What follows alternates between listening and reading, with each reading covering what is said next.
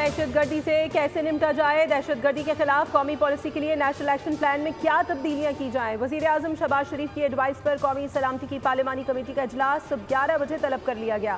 ان camera اجلاس میں عسکری قیادت پارلیمانی کمیٹی کو موجودہ سیکیورٹی صورتحال سے آگاہ کرے گی۔ پارلیمنٹ میں غیر معمولی سیکیورٹی انتظامات، کسی بھی غیر متعلقہ فرد کا داخلہ ممنوع قرار، میڈیا سمیت تمام انٹری کارڈز عارضی طور پر غیر مؤثر، پارلیمنٹ کی حدود میں کسی بھی قسم کی عکس بندی پر پابندی ہوگی۔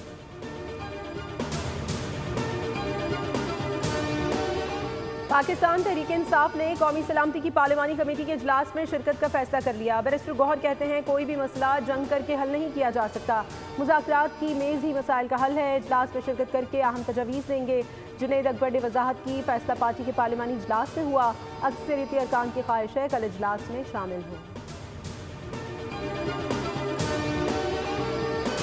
اور سرکاری ملازمین کے لیے بری خبر، بجٹ میں تنخواہ اور پینشن بڑھانے کی کوئی تجویز زیر غور نہیں۔ وزیر خزانہ محمد اورنگزیب نے ملازمین کی تنخواہیں اور پینشن نہ بڑھانے کا عندیہ دے دیا۔ قومی اسمبلی کے وقفہ سوالات میں تحریری جواب میں وزیر خزانہ کا انکشاف، کہا کہ آئندہ مالی سال ملازمین کے الاؤنسز اور پے اسکیل پر نظر ثانی کی بھی کوئی تجویز نہیں۔ اقتصادی اصلاحات کے لیے عالمی بینک چین کی وزیر خزانہ سے ملاقات، 10 سالہ کنٹری پارٹنرشپ فریم ورک کے تحت $20 ارب کی سرمایہ کاری پر گفتگو، نجی سرمایہ کاری بڑھانے اور عوامی وسائل کو بہتر بنانے پر زور دیا۔